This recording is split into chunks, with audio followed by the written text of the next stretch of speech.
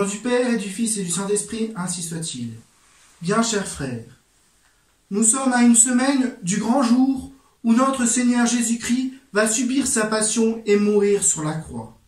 Saint Bernard nous dit que la passion de Jésus commença à sa naissance, mais elle est provoquée en ce jour par le grand prêtre en la prophétisant. À Rome, la station de la messe a lieu dans l'église Saint-Étienne, qui fut le premier martyr chrétien. Parce qu'aujourd'hui, nous faisons mémoire de Notre-Dame de la Compassion, qui est la reine des martyrs. La douleur et la souffrance est bien présente dans ces textes de cette messe, en particulier dans l'épître qui est tiré du prophète Jérémie, qui est la grande figure de l'Ancien Testament du Messie persécuté par les Juifs. C'est par une complainte que Jérémie demande au bon Dieu d'être préservé des malheurs annoncés. Ne soyez pas pour moi un sujet d'effroi, vous qui êtes mon espérance au jour de l'affliction. Que ceux qui me persécutent soient confondus, et que je ne sois pas confondu moi-même. La confiance et la crainte envers Dieu doit animer le chrétien face à l'épreuve et à la persécution de ses ennemis. Regardons maintenant l'Évangile. La haine des Juifs devient de plus en plus grande parce que notre Seigneur Jésus-Christ, en multipliant les miracles, rassemble autour de lui le peuple qui a soif de salut. La vie du Sauveur est donc menacée plus que jamais. Le Conseil de la Nation s'est réuni pour s'en débarrasser. Écoutez ces hommes que la passion, la jalousie a rassemblés. Il ne s'agit pas pour eux d'étudier la personne, la mission, les miracles ou la doctrine de notre Seigneur Jésus-Christ. C'est bien inutile tout cela. D'ailleurs, ils ne nient même pas les miracles. Le problème pour eux est d'ordre purement pratique. Il faut s'opposer à la contagion. Si nous ne faisons rien pour empêcher le mal, nous dit-il, tout le monde croira en lui. Il se mettra à la tête d'un peuple crédule et fanatisé. Il provoquera ainsi l'intervention de César, et les armées romaines viendront, et ce sera fini pour notre vie nationale et de résistance populaire. Remarquons que tout le monde prophétise, non seulement Caïphe, mais les Juifs du Sanhédrin eux-mêmes, qui prévoient très exactement ce qui arrivera dans une quarantaine d'années, c'est-à-dire la destruction du temple et la ruine de Jérusalem. Quant à se convertir, quant à reconnaître notre Seigneur Jésus-Christ comme le Messie, personne n'y songe. Mais enfin, comment s'y prendre pour conjurer ces importants miracles qui se font aux portes et au centre même de Jérusalem?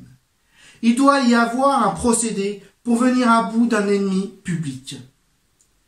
Caïphe les tire dans l'embarras.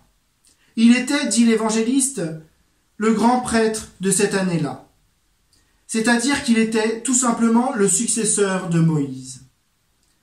Vous n'y entendez rien. Comment ne voyez-vous pas qu'il faut que le peuple périsse pour un homme vive, ou bien qu'un homme périsse pour que tout le peuple vive? Il disait vrai, le grand prêtre. Il fallait qu'un homme, et que cet homme-là mourût, pour tout le peuple juif, et non seulement pour tout le peuple juif, mais afin de regrouper en une seule Église tous les enfants de Dieu, issus de toutes les nations, jusqu'alors dispersés çà et là sur la terre. Toute l'assemblée fut convaincue par la réflexion de Caïphe. Et si jusqu'à cette heure, un désir d'homicide était encore confus, on le convertit aujourd'hui en une résolution ferme et prise d'un commun accord. Dès lors, le Seigneur est définitivement condamné à mort. C'est pour cela qu'à partir de ce moment-là, Jésus évite de se montrer en public, attendant son heure. Que pouvons-nous en retirer pour notre vie spirituelle? Face au malheur, à la souffrance, à la mort, ne prenons pas la décision de Caïphe, qui pense qu'à sauver sa nation de manière temporelle au prix de la mort d'un innocent.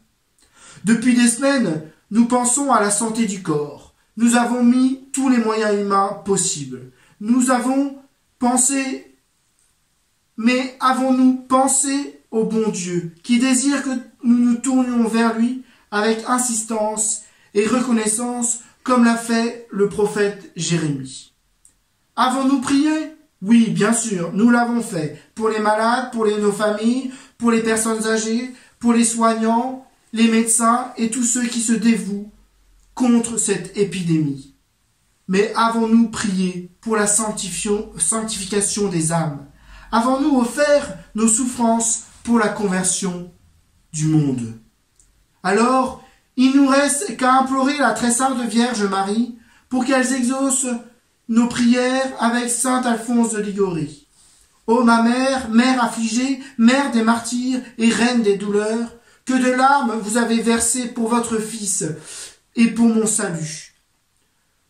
Par les mérites de vos douleurs, obtenez-moi alors une vraie douleur de mes péchés et un vrai changement de vie, avec une tendre et perpétuelle compassion pour les souffrances de Jésus et pour les vôtres. Cœur sacré de Jésus, j'ai confiance en vous. Notre-Dame de la compassion, priez pour nous.